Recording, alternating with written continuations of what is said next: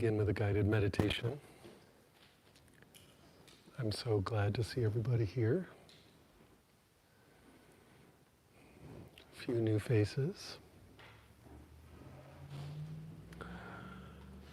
Begin by settling into your meditation seat and just allowing awareness to contact body sensations of sitting. So just feel your butt and thighs on the chair beneath you. Feel your feet on the floor. And put away all distractions.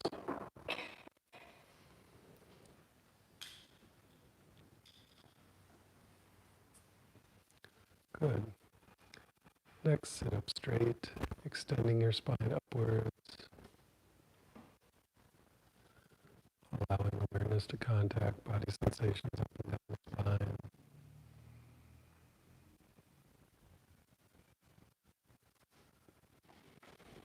Noticing how when you sit up straight, you come to attention, and also you're able to breathe more freely and easily because the ribcage is not compressing down on your diaphragm. Alert and relaxed. Next, begin to contact body sensations of relaxation.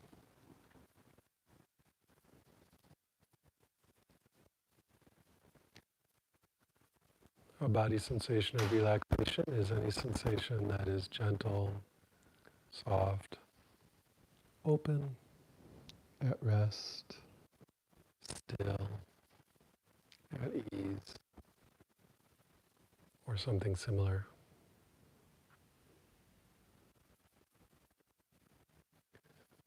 So contact those sensations now and label it relaxed, just contacting them one at a time. And if there's a lot of other sensations that are unpleasant or difficult or intense, even if that's most of your experience, sensations be, don't fight with them in any way, and instead just bring awareness back. Bring awareness back to relaxed body sensations. Sensations that are at rest, still, peaceful, quiet, and so on.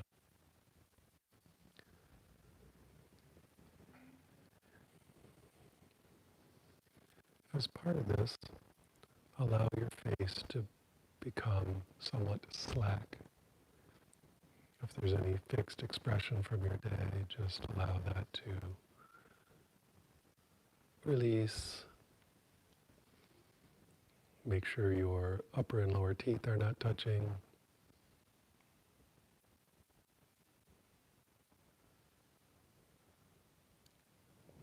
And feel the sensations of relaxation spreading like a wave throughout the body as you do that.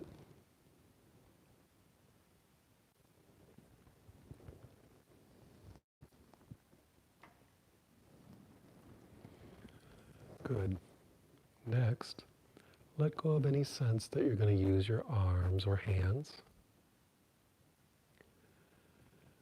Allow them to come to a complete and total state of non-readiness, total rest. And notice a wave of relaxation that passes through your body as you do that.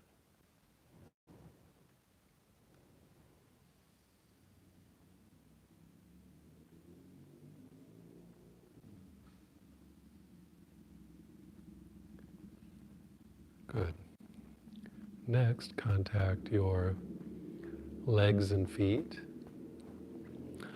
letting go of any sense that they're ready to move in any way, and instead allowing them to come to a complete and total relaxed state. And notice a wave of relaxation that passes through your entire body as you do that.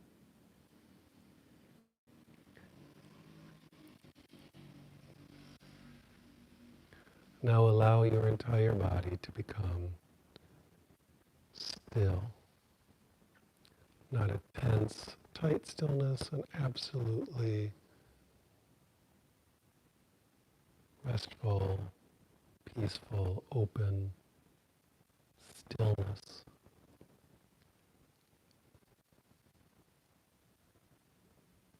Stillness like a mountain that's been sitting unmoving for 10 million years.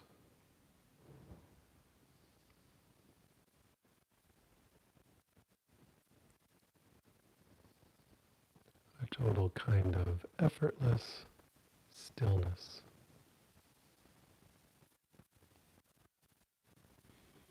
Continue to use the label relaxed while contacting body sensations of stillness and openness and peace for a few more minutes.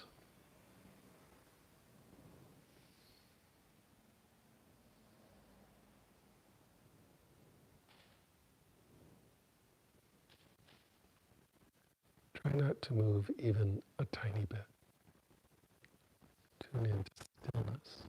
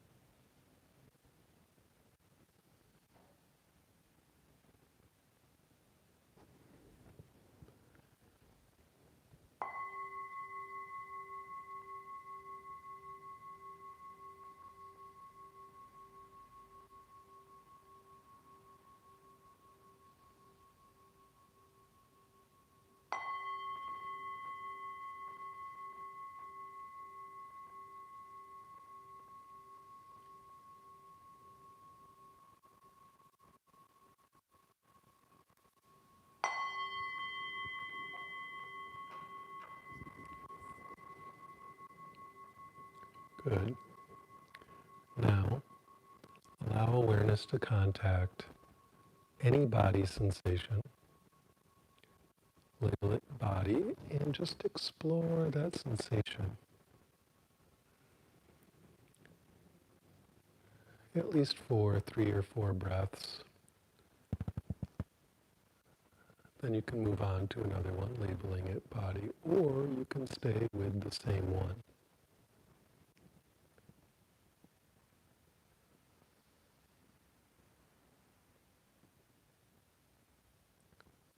Contact regular body sensations and label them body, and then explore. Feel the qualities of the sensation without using language. Feel the texture and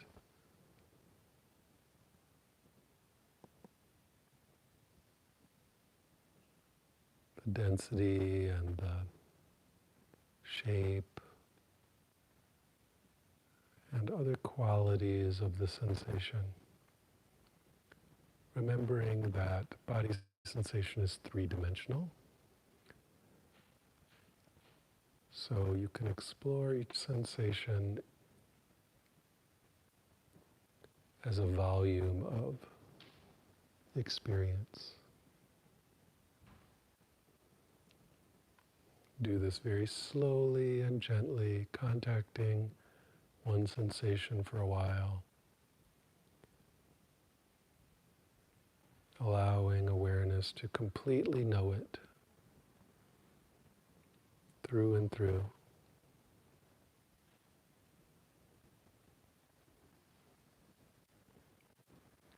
Before moving on to another sensation in a slow, gentle, easy way.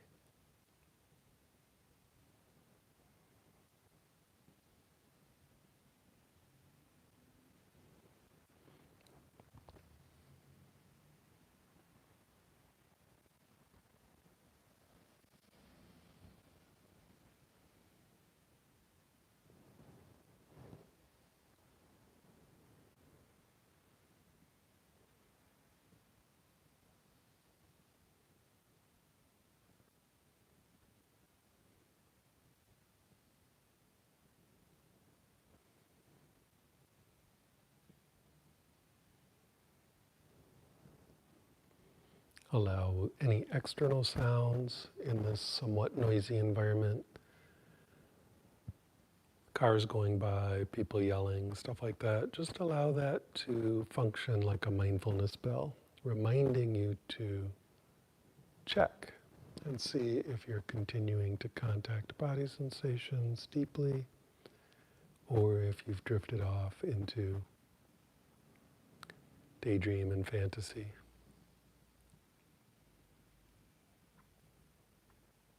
So the external sound, rather than being a distraction, is actually an aid to concentration.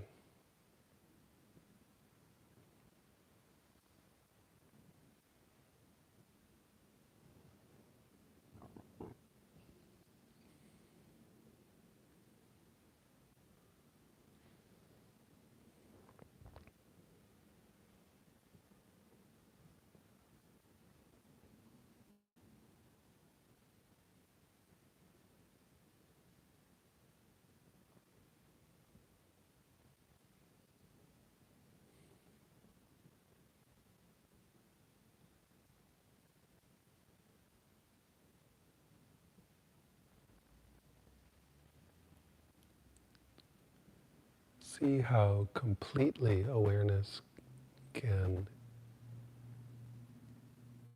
contact sensation. The idea with these three-dimensional sensations is to contact them through and through. Not just a superficial surface contact, but a deep, total, fulfilling contact.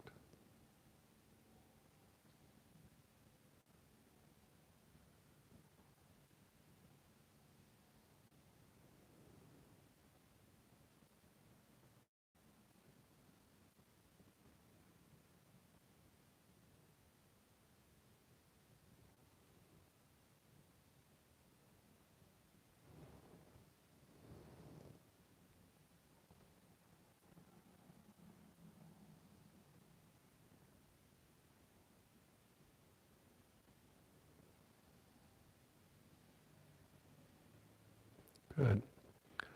Now just subtly shift attention away from regular body sensation towards emotional body sensation. Still within the realm of body sensation, but if you're having any particular emotions, no matter how minute, see if you can find the physical manifestation of that, like the hint of a smile around your lips, or maybe some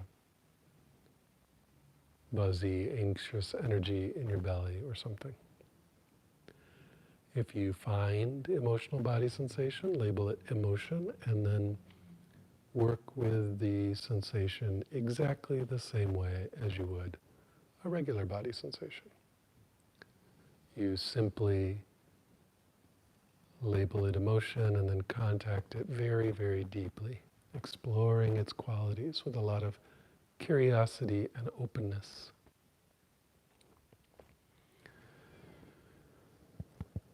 If no emotions are right, you have a choice. You can either go back to contacting regular body sensation, or you can contact emotional peace.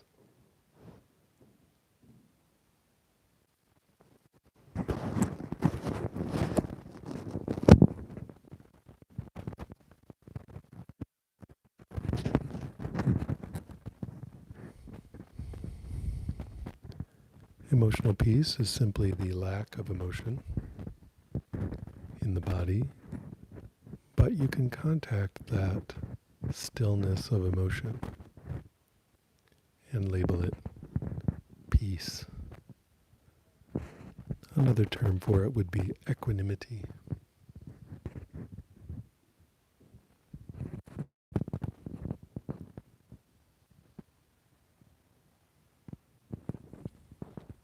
Emotional body sensations can occur in your face, your throat, the chest, and the belly mainly, although sometimes they can be found elsewhere. But don't forget that your face is a major location for emotional sensation. We're always signaling emotions to others using our face, and so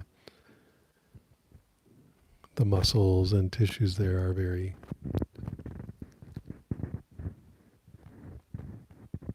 commonly the site of emotional sensation.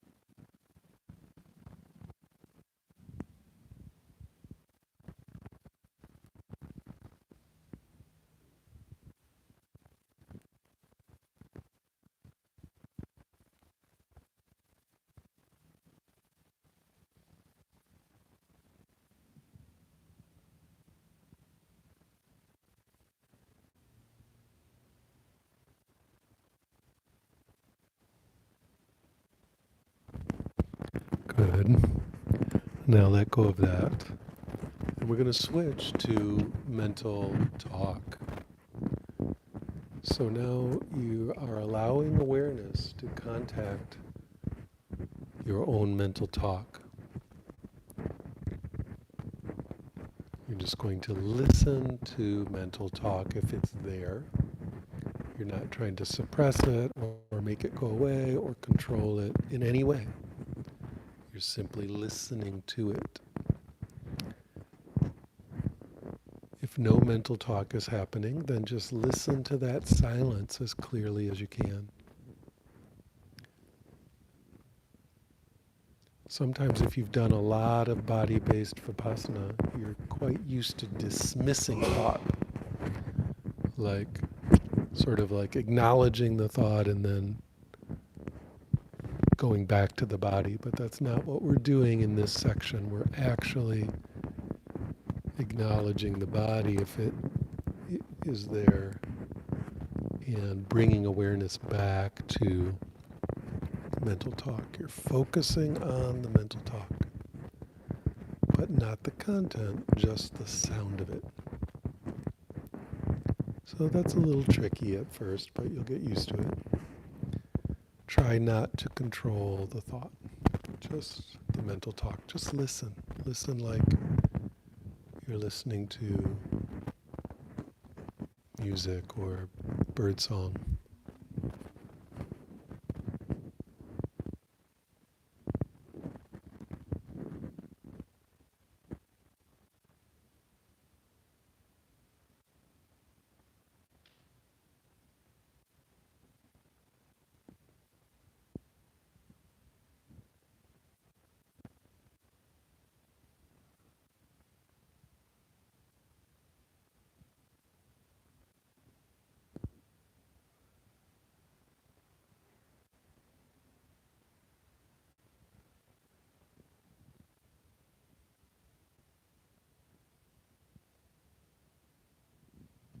Very easy to get lost in the content of the mental talk, so just keep coming out of that and listening. Again, allow external noise to remind you to not get involved in the thinking, but rather to just listen to the mental talk.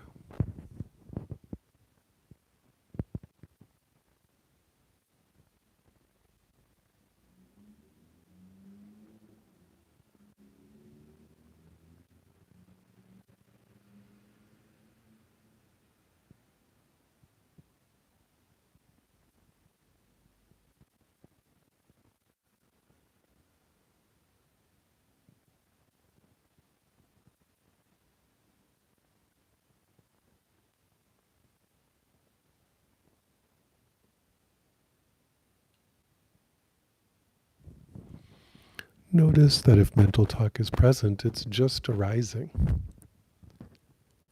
It just happens on its own. You're not doing it on purpose. Just like the lungs breathe, the stomach digests, the brain sits there and processes, and sometimes you can notice verbal thinking.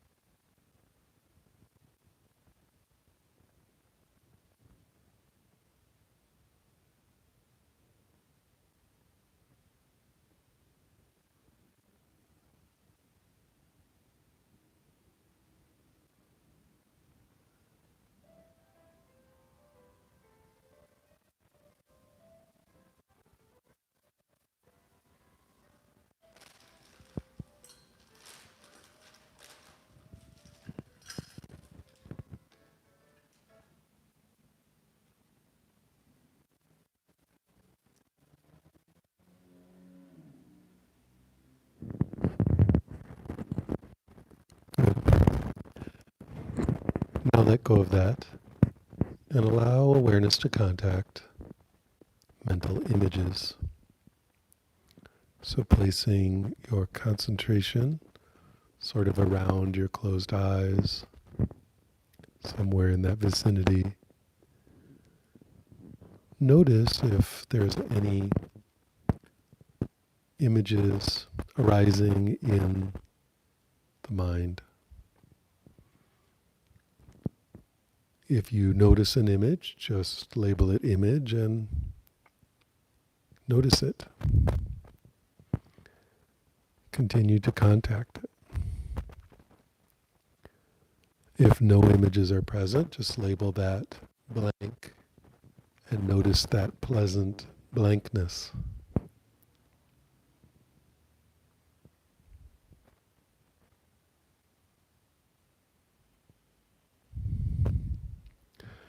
Notice that you're not trying on purpose to have mental images here, nor any particular image.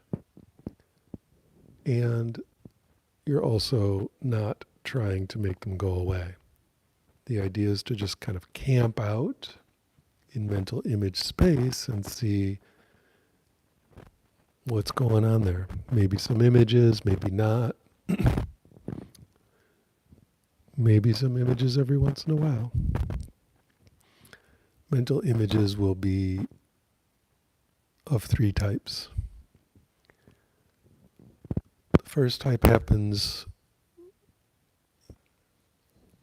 right around the mental screen, around your eyes, and that's usually memory, plan, fantasy type mental images. The second type are images of your body parts projected down upon your body. And then the third type are mental images of the world around you. What's the shape of the room? What's outside? Those kind of images. Sometimes if there's an external noise, you will imagine what's out there making that noise. Things like that.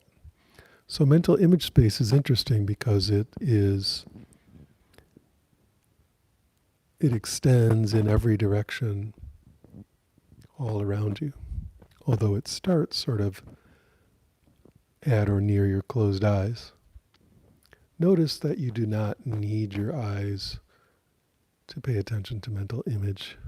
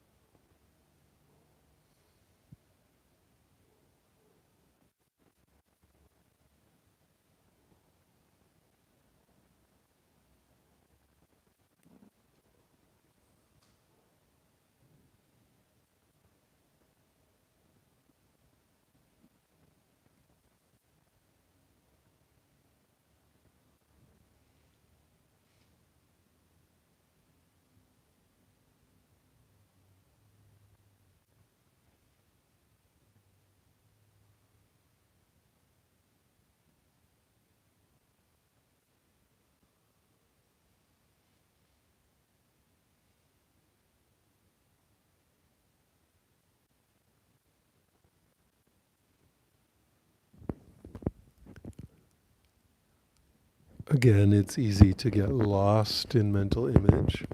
So bring yourself back over and over again to just noticing. Mental images do not have to be clear like photographs. They can just be light, colors, shapes, textures, patterns, things like that. Any mental visual activity counts as mental image.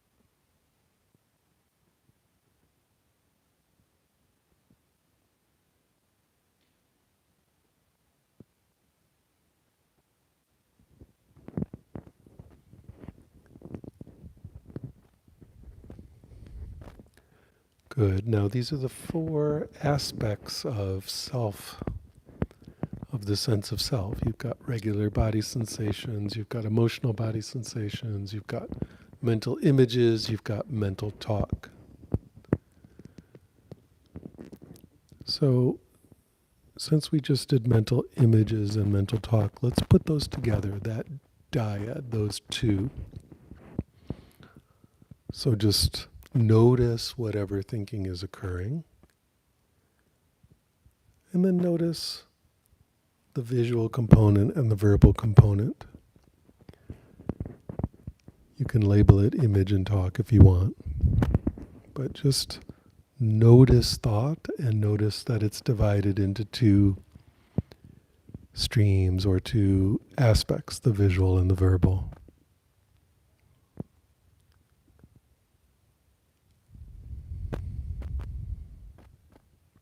Again, you're not trying to think anything on purpose, and you're not trying to stop thought. You're just paying attention, allowing awareness to witness these two aspects of whatever thought is occurring.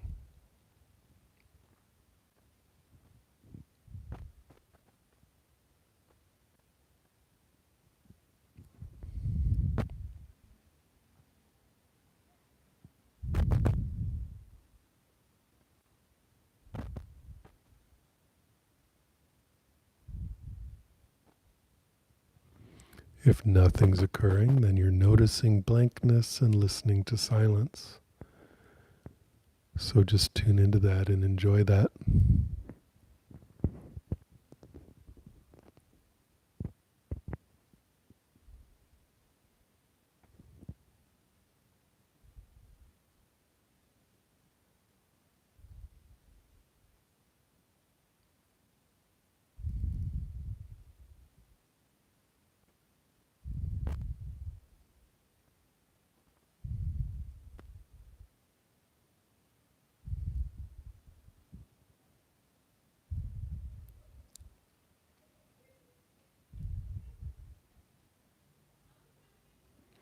Remember that any thoughts about the meditation itself, how to do it, what's going on,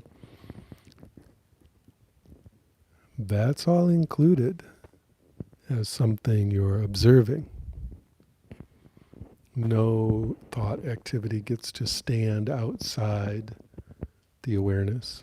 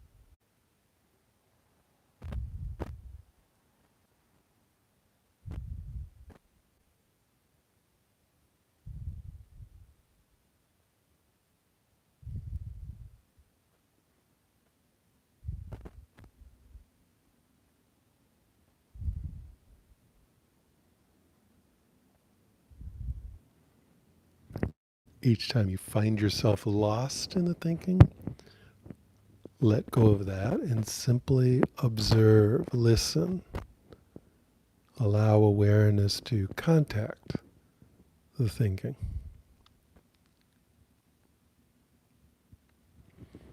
Notice that we are not concerned with whether thinking is arising or not. Thoughts are not your enemy or a problem. They are just something arising in the present moment.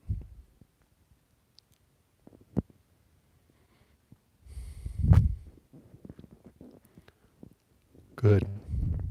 So that's mental image and mental talk together as the activity of thinking. Now let go of that and let's come into feeling the body. We've got regular body sensation, we've got emotional body sensation. So just allow yourself to contact sensations in the body and notice whether they're regular type body sensations, which you label body, or emotional type body sensations, which you'd label feel or emotion. And then just allow awareness to sink into the qualities of those or that sensation.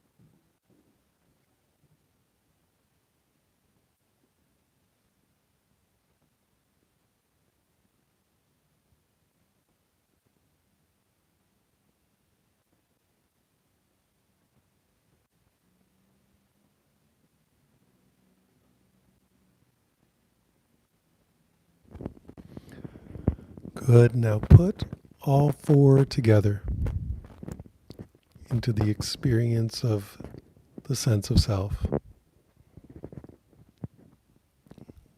And just notice whatever self of the moment is arising. See if you can notice some of the mental image, some of the mental talk, some of the body sensations of emotion, some of the regular body sensations of the momentary arising of self.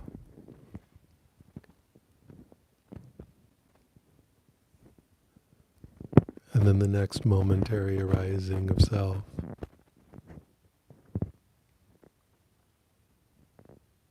And then the self of the next moment. And just keep tuning in a gentle, relaxed way to these four aspects, these four components of the sense of self.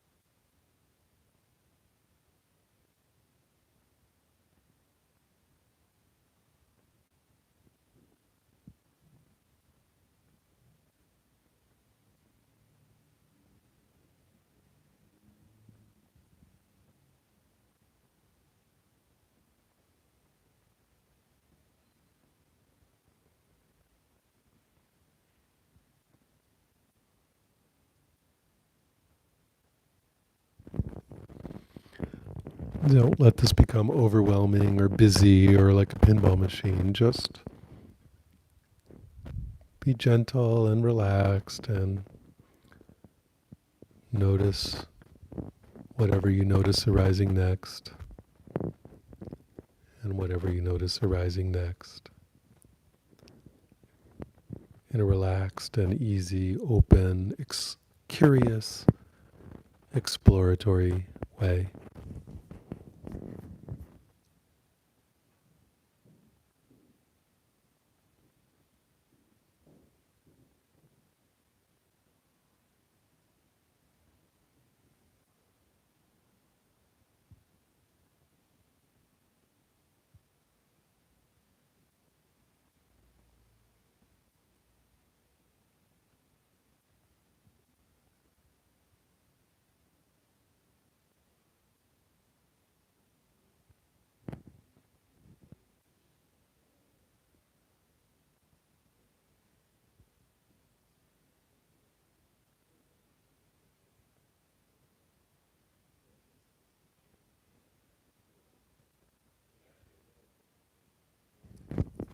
Of course, it's very easy to get lost in the sense of self, so that's what you're doing basically all day long. So just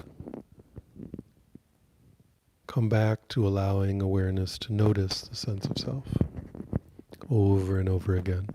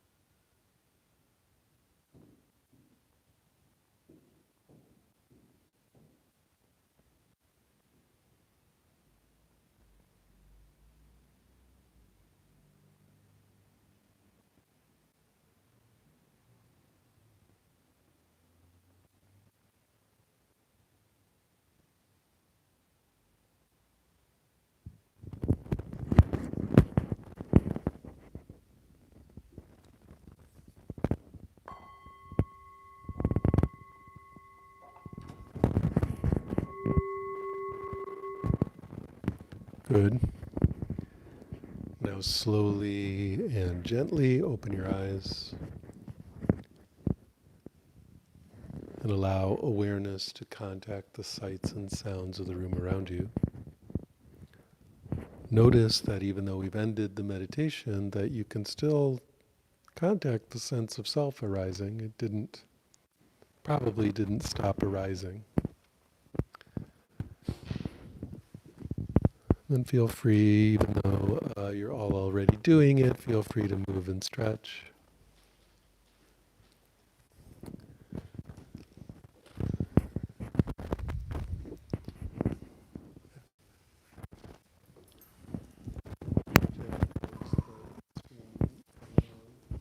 Visually working. Good. So we're getting good feedback. Okay. Woo, the streaming is working. So, hey, Jenny. What's that? Yes. This is with the stream, with the YouTube audio stream and video stream, apparently.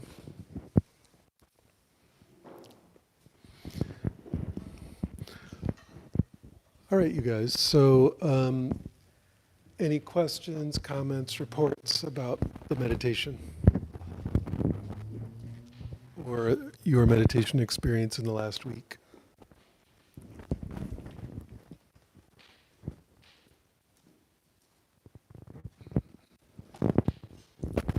Devananda.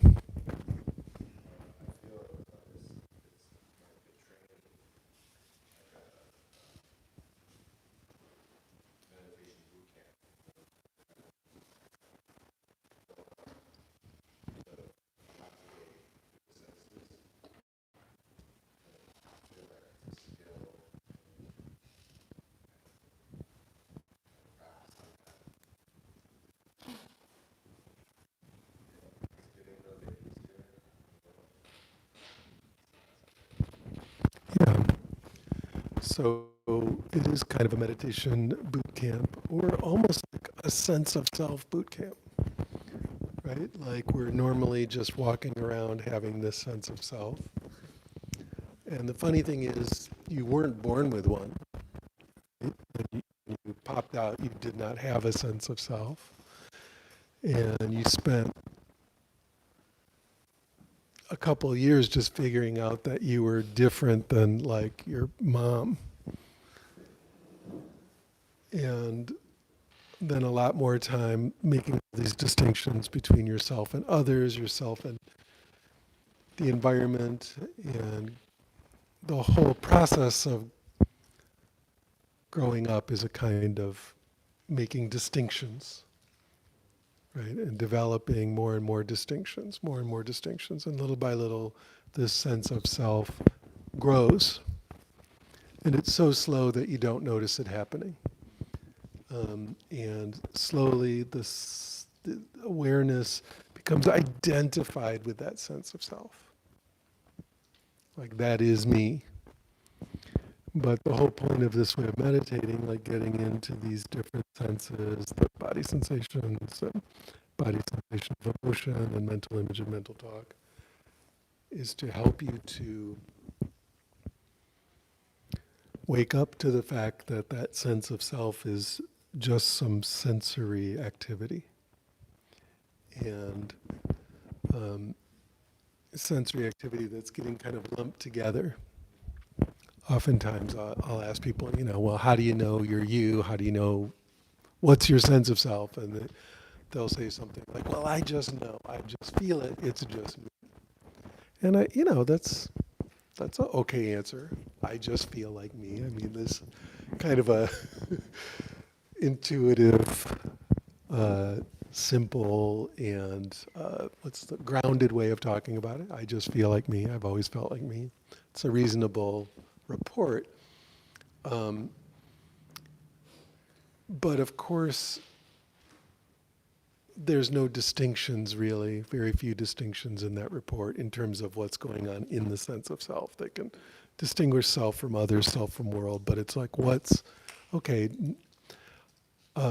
can you like point out one quality of you that you are contacting when you say it's just me? And usually it will be mental talk, right? Well, I'm thinking.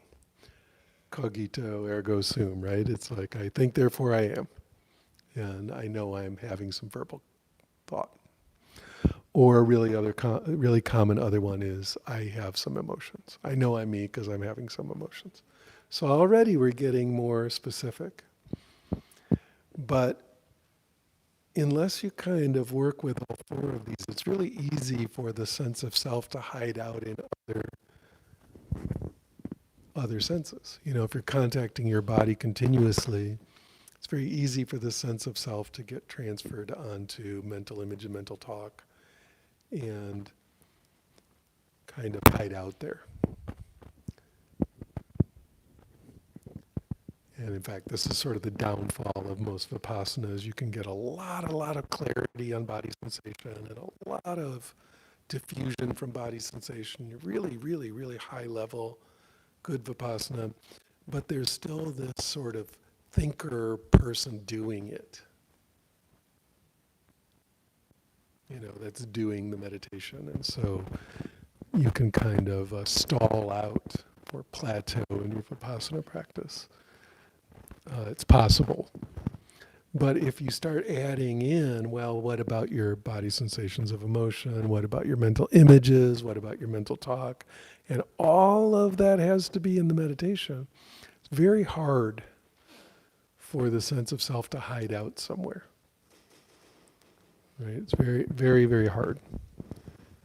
It starts to be under the microscope instead of behind the microscope. Whereas if you're just contacting body sensations, some part of it, usually the thinker part, hides out behind the microscope. Right? So we want to put the whole of the sense of self under the microscope. And it's interesting because in this meditation we did, you know, all four of those and then put them together at the end. But of course, in your own practice, you can do each one for a whole meditation session. You know, you could sit there and just do mental talk. Now, most people would think of that as the opposite of meditation, right? Just sitting there meditating on mental talk for the whole time.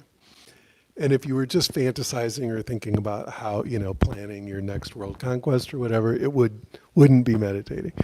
But by, you know, having contact and diffusion with mental talk, right? You're contacting it closely, listening very carefully, but you're also diffused from it.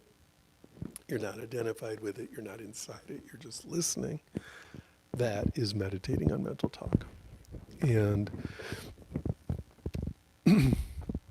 being able to do that is a massive upgrade in your ability to wake up, right? It's very powerful.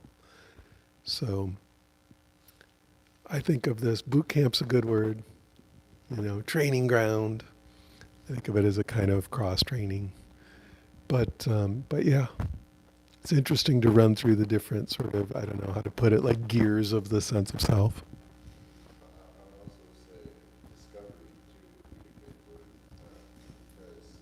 You like the word discovery?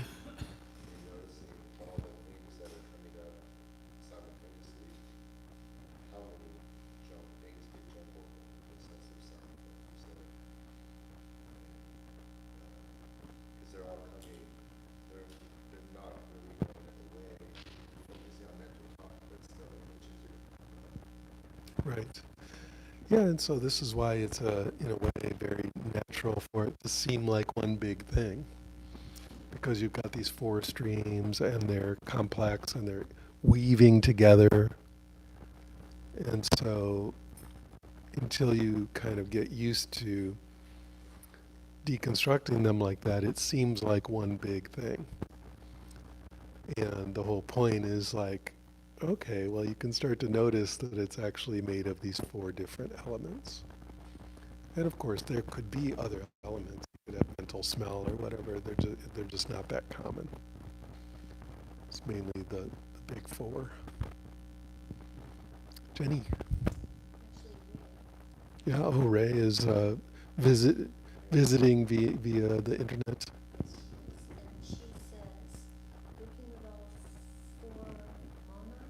Monads, yeah. And it's really hard to hold it at the same time. I notice them more sequentially than at the same time. Is the goal to hold all four at once, or to notice them like flow? So probably you can see that in the chat window. Ray is asking whether you're supposed to be contacting all four sensory experiences at once or kind of rotating between them. And those are two different techniques, and you can do either one when it's all four. You can sit there and just kind of zoom out and notice them all, or go through them one at a time, or just see whichever one is the next one where your attention is drawn, so that you're going kind of not necessarily in sequence, but one at a time, one at a time, one at a time. You just don't want it to be like crazy, busy, overwhelming. If it's like that, then just back up and zoom out more and just give it more room to happen. Or drop one or two of them so you're only meditating on three or two, you know, triad or dyad. Okay, Ray. What else? Yes, Ray's husband. So it feels to me like there's a real asymmetry between these senses of self, right? So like body sensations and body sensations of emotion. I did that one this morning.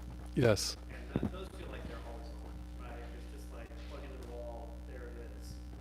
And when I try to relax and listen to the mental talk and the mental imagery, that gets really shy, right? Mm-hmm. Like as soon as I look at it, it feels like I'm like keep trying to tell myself to be quiet to listen for it, right? Like that's, you know, like it just is completely the opposite, right? And I don't know if I should think of that as, well, they, you know, that's a characteristic of it that's different, or is it, I just don't have the practice down yet. Like I need to work on that. I need to take more time to build that sense. It could be both. It could be both. But often, mental image or mental talk are shy when you first start meditating on them. You're not used to actually paying attention to your own thinking.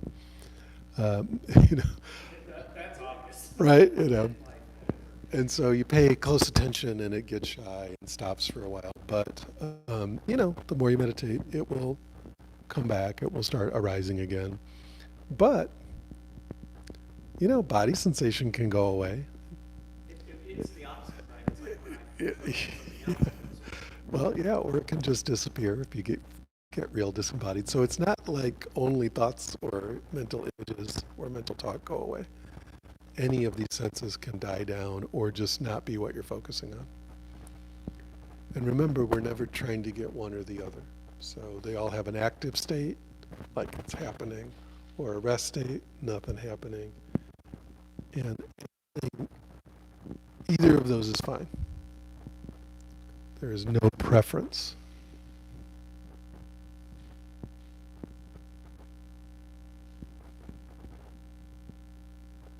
What else, you guys? What's on your mind? Devananda is back at it.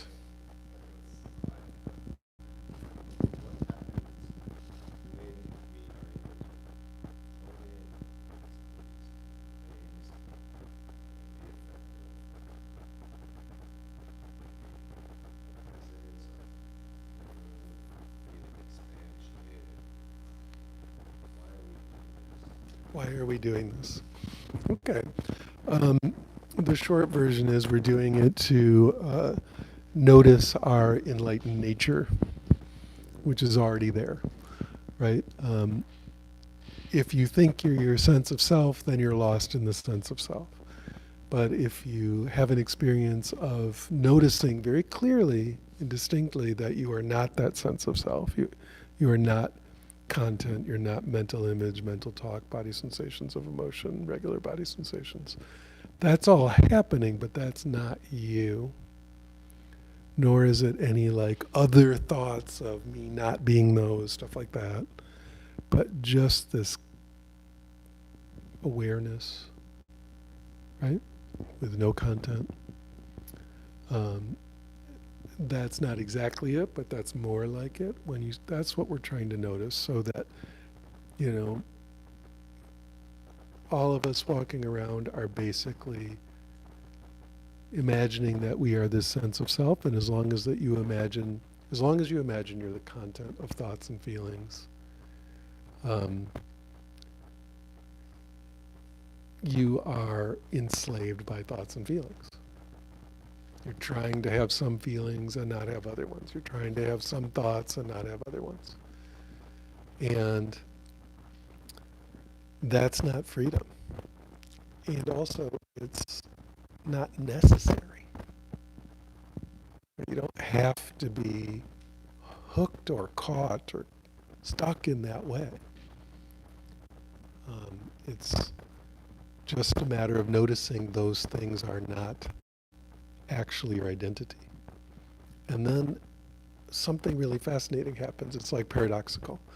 Because at that point, whatever thoughts and feelings are arising, it matters less because they're not you, so you're not trying to control them as much, right? And the minute that happens, strangely, they tend to improve quite a bit. You know? So paradoxically, like letting go of changing them tends to improve them quite a bit, or make it easier to improve them. But the general thing is just the freedom of knowing that that's not you,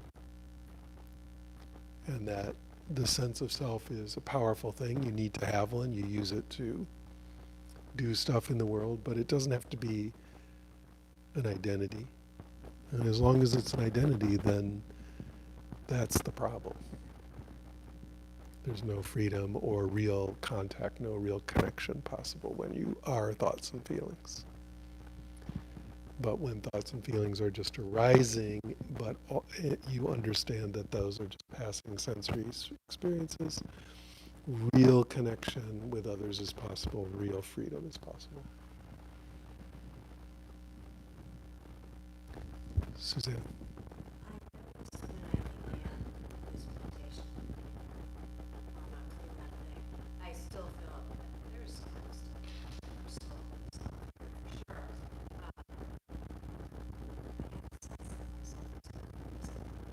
But as we work through the monads, it seemed the rest of the self got more divorced as I went through each one. By the time I got to mental image, it was pretty much like something is happening, but it wasn't happening to me. Right. Things are happening. And then by the time we got to doing the dyads, or even more so, it's kind of disintegrated on both levels, one at a time. I'd be like, there's just it's not manifesting anywhere. And then when everything gets pulled together, it's disintegrated. There's nothing there. There's nothing. Well, this is what's so fascinating is clearly a lot is happening. Clearly there's a sense of self arising, and at the same time, nothing's happening, right? There can be this background sense of nothing happening. So it's paradoxical, right? But of course, the sense of self is still arising, thoughts are happening, feelings are happening. It's just you're witnessing the empty nature of them, right? You're witnessing that they do not seem to have thingness. And when you notice there's no thingness in each sensory channel, and then those sensory channels are, as usual, weaving together into a sense of self, there's no thingness in that sense of self either, right? It's non-reified, it's just activity. And it's very hard to have an identity with just like some streams of activity, right, that aren't even gelling into, reified objects. So, good, yeah, you seem to be contacting that quite a bit. Really interesting. Yeah, good.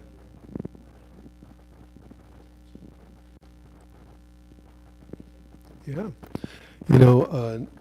Evolution and nature just equips us to put attention the other way, right? That's what we're supposed to do with it, is put it out to navigate the world. And so really in the simplest, most reductive way of thinking about meditation, we're just turning it the other way, right? Just turn it on yourself or your sense of self. The one thing that's supposed to be doing the viewing is now getting viewed, right? So in traditional language, that would be, turning the light on itself. But it's not that hard.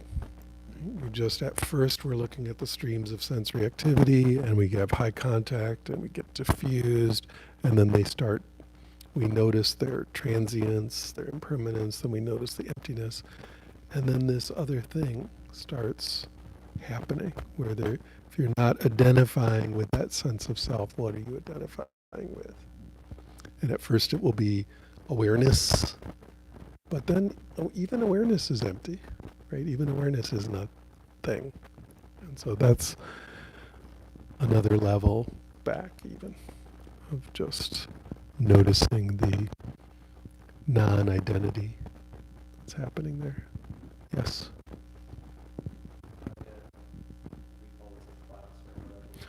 I tend to call it a class, but it's also a meditation Soviet.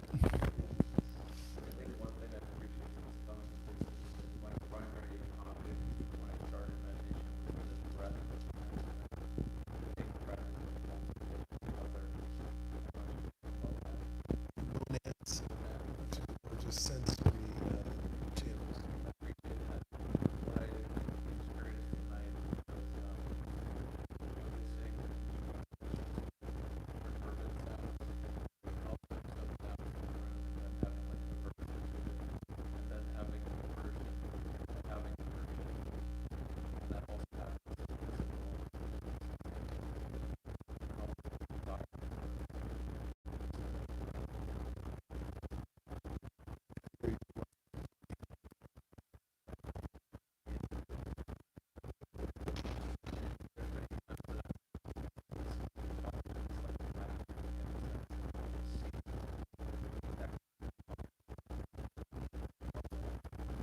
That's great, and just keep contacting the sensory streams, the monads, and then if you drill down in any monad, it doesn't matter which one, it will go from being an object to being an activity, and then the activity you'll see is made of waves, and then as you drill down, the waves are kind of made of little wavelets or little pinpricks or tingles or ripples.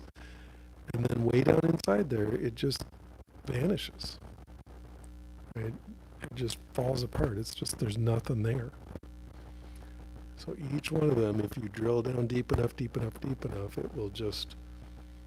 will seem to be more and more active until suddenly it's not there at all. And you can do that with any monad. It's very, very powerful. And then trying to form an identity out of that becomes very difficult. Right? And yet it's just a way of moving attention. Right? Of course, the minute you let go of that kind of attention, identity can come back and allow you to, do whatever you need to do today.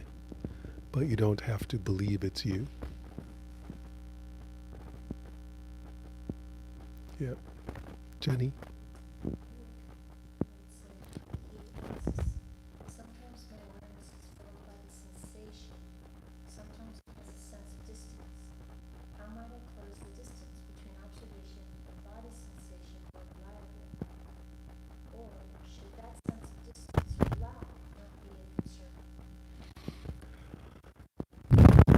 So you're talking about, Eric is talking about the distance, the sense of distance between observer and observer. And yet, all of these things are internal. So any sense of distance is imaginary, right? It's part of the framework of distance. So, I mean, the kind of unfair and sort of paradoxical answer is, well, just stop doing that. Stop making that distance because you're making it. But to get a little more clear, distance is actually a mental image. All sense of space is a mental image. And because, like if you close your eyes, you still have this picture of the world around you, this distance between you and other things. So it's the same with impacts. If it seems like there's distance, that's just a mental image. And what people try to do is sort of make a new mental image of collapsing the distance. But that actually just gets in the way and makes it harder. Another one that people try to do often is I'm like, turn the light back on itself. And so they actually have a mental image of like turning around and trying to look back. And that's like, just don't do that. It's just a total waste of time. And it doesn't work. The idea instead is to just let go of the mental image of any space or distance, and then you're inside the sensation. Always be inside the sensation, not outside it, looking at it. Genevieve. Thank you for the description of the Did you say particulation? Yeah. Thank you. It's not a word, but It's a great word. Yeah. Having that happen each time I've been working with this in the past week, focusing on mental talk, mental images, and trying to track it back to where does it go, where does it come from, Yeah. and that articulation kind of happens.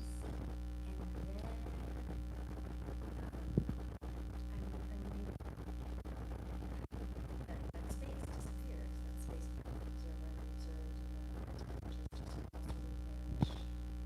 But I get this really crazy physical disorientation where Ooh, good. it feels like everything is disappearing, but then paradoxically at the same time I feel really, really dense, like really heavy in that space disappears. Yeah, that's very interesting. So when the mental image of space collapses, you can feel, some people say, like you say, that you feel dense or heavy. Some people say they feel kind of crushed. Right? There's almost a sense of being pressed in on. It's just because the mental image of space is collapsing. And so because you're so used to having this mental image of there being room around you, it's suddenly super claustrophobic, right? Let it collapse. I mean, don't force it to, but if it's starting to go into like a black hole, just let it do that. Don't. That same process of just following Yes, and also now you've got this new sense of no mental image, but a sense of some kind of physical feeling of density or heaviness or being crushed. Go into that physical feeling, or to talk about it metaphorically, allow yourself to be smashed into a dot. That will be interesting. Something cool will happen. Right? So, good.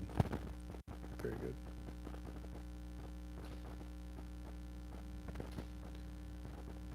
What's your name? Ethan. Hi, Ethan.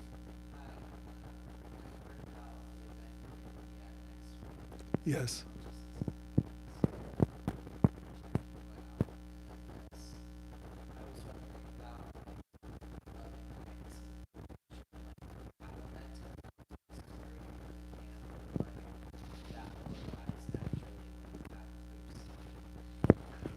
Both. I mean, it's interesting because when there's no, in the simplest terms, when there's no boundary or no sense of a boundary with you and others, a very natural intimacy arises, a sense of connection. And when there's a sense of connection, it's not you versus other.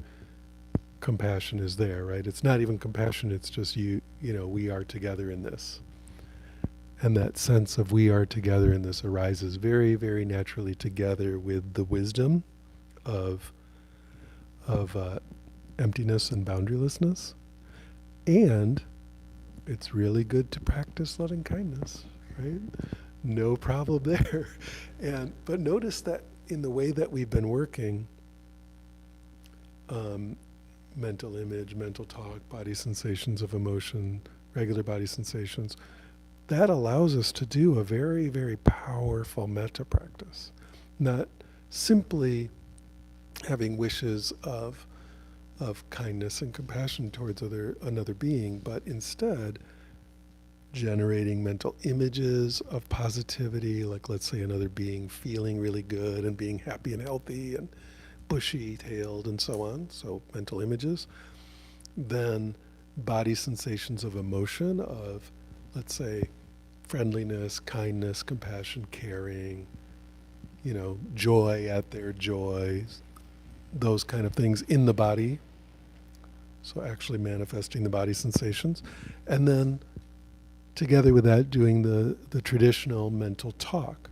May you be happy, may you be healthy, or whatever. Or non-traditional mental talk. Rock on, little bunny rabbit, or whatever. So all of a sudden you've got, and even a posture, you can even have a posture of, compassion. Like you right now have your hand on your heart. That's a common one, right? So it's almost like a mudra of compassion. So that's a body sensation. So now instead of these just verbal wishes, we've got mental image, mental talk, body sensation of emotion, regular body sensation, all coming together into a, let's say, new arising of the sense of self that is like a loving kindness self, right? It's nice. And so this exact deconstruction practice that we're learning allows you to reconstruct into certain sort of like desired states. So, and we can do that with metta practice. That would be traditional, but you could also, if you wanted to get a little non-traditional, you could do it with other things like, I'm just going to be more trustworthy. I'm going to have mental images of trustworthiness and mental talk about trustworthiness and bring up body sensations and emotion about that and take a posture of that and really build that network of your brain or whatever other positive. Well, that's different. But yes, other.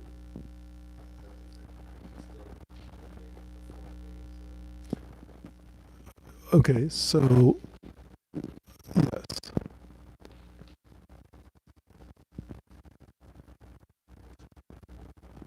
Yes, so you could have mental talk of abundance, mental images of abundance, and so on. And the reason I said it's something else is because, at least in our society, very often with meditation, if you start using that word, then all of a sudden we're talking about like the secret where you're magically making abundance happen. And that's a little different. But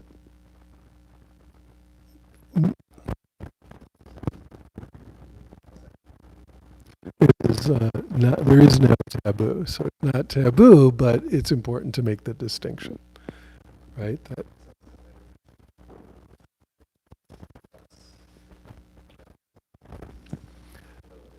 it's a little different. As far as I'm concerned, the motivation there is different, right?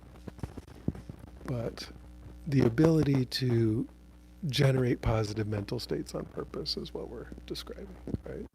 So that would be kind of the extended version of mental practice, or as like Shinzen would call it, focus on positive, something positive, which includes abundance. Yeah. Okay. Yes. How's the cosmic pick going?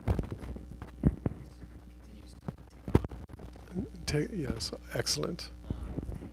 Question on equanimity and acceptance, especially in the lens of deconstructing things into particulates versus creating space for emotional body sensation. Let's say some emotional body sensation. It seems like there's two flavors of equanimity or acceptance here. One whereby you create space for it to kind of do its thing, and then where you go into it deeply. Granted, there's an intersection between those two things, and one can do them at the same time. But just kind of wondering if you have thoughts on which one would lead, so to speak, in accepting a emotional body sensation. You're describing zooming in or zooming out essentially. And so you can zoom in and drill down, and that works. You can zoom out and make all kinds of space. or you can simultaneously zoom in and zoom out, and that works too. They all three work. It's interesting because this is the thing about the sense of self. If you observe it in any way, over time, it's going to show you it's going to de-reify and show you its activity nature. It can't help it. So that's why all the different ways of working with it eventually work, except the things that just keep you reifying it. Which is why certain things that can help you on a psychological level really help psychologically can also keep just reifying. And so it's important to mix it together. You've got psychological methods and then you've got meditative methods, and they work a lot better together than separately. Okay, so that's tonight's, I guess we decided to call it a class, tonight's class. I'm going to be gone for the next 2 weeks. Yes, and one of those weeks will be up on Denman Island, off the coast of Vancouver Island, at a meditation retreat. I get to go meditate too sometimes. I am on a date with my wife next week that was scheduled long ago, so I could. Yes, we'll see. We'll see if we can get a secret, awesome teacher guest next week. I don't know. This is all a work in progress, so we'll figure out where that gets listed. I mean, I tend to talk about this stuff on Facebook and Twitter. A meditation Soviet. So, this is, remember that Soviet, it means council, right? So this is the council of meditation, or the, collective. So sometimes in kind of a joking way, we'll call it the Soviet of meditation workers and their deputies. Yeah. All right. Jenny, any SFDC stuff you want to talk about?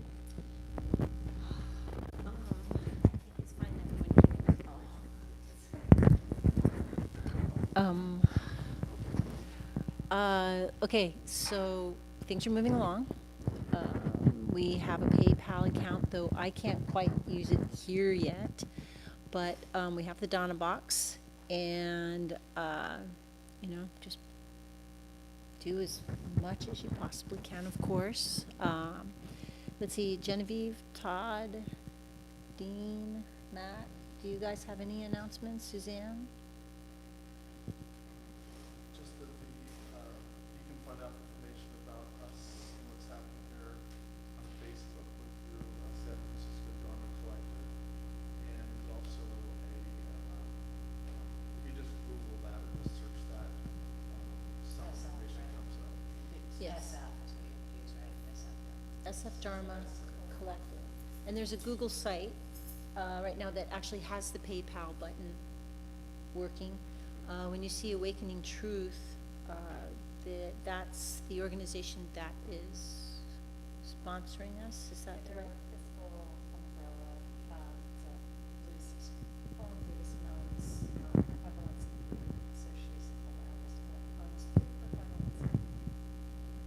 And our meetings are on Monday at 6. Everybody is welcome because we are Sangha run and we are all Sangha. And I think that's it. Oh, if you go to the Facebook page, which is great, it has a lot of links to other things as well. You can link to meditation that Michael did last week. I think Michael Owens isn't up yet though. No. And there's also some links to some great talks, one with Eve Ekman and one with Chandra Easton. If any of you are familiar with those two teachers, you might go back to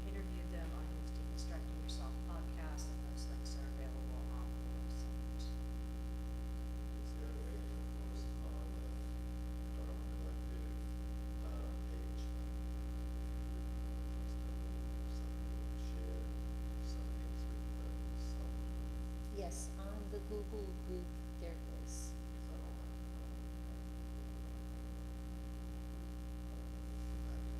On the Facebook group, so far we have, I think we have 3 administrators, 1 main admin, which is Paul. I think that the post need to go through, he has to post it, I'm not sure.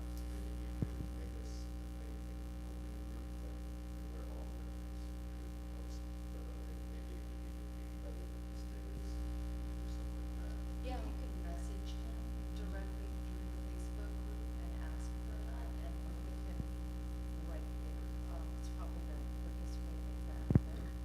Or you can email to, just go to the SFDC page and then you can message the admin directly there. And that's Paul Craving, who's awesome. It's not awesome. But if you have time on a Monday at 6 and you can drop by here, usually one of them at least is at that meeting, and it would be great to have more input on those Mondays, definitely, if he has time. Yeah, it's currently a page, not a group on Facebook, but so it's kind of different. You can message him. Yeah, you can definitely Yeah. message him through the page.